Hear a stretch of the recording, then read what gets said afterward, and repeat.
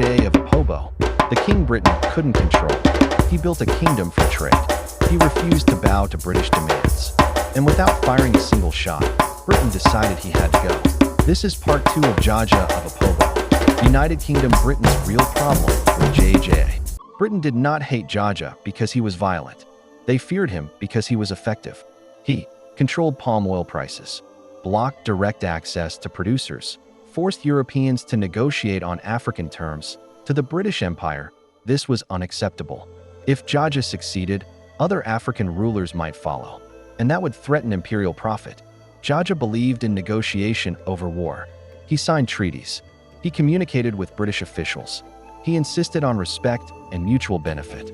But Britain had already changed its strategy. They no longer needed African partners. They wanted control, and control required removal. The trap is set.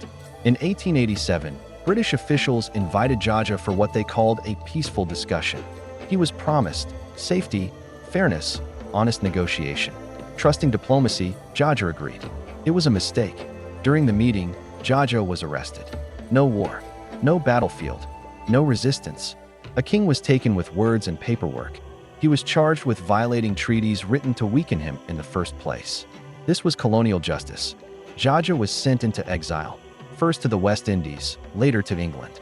Far from his people, far from his kingdom, far from his influence. Britain understood something important. Remove the leader and the system collapses. Without JAJA, OPOBO weakened. Trade routes shifted. British control expanded. Years later, Britain allowed JAJA to return home, but he never made it back to OPOBO. In 1891, JAJA of OPOBO died on the journey, far from the throne he built. His death marked the end of an era.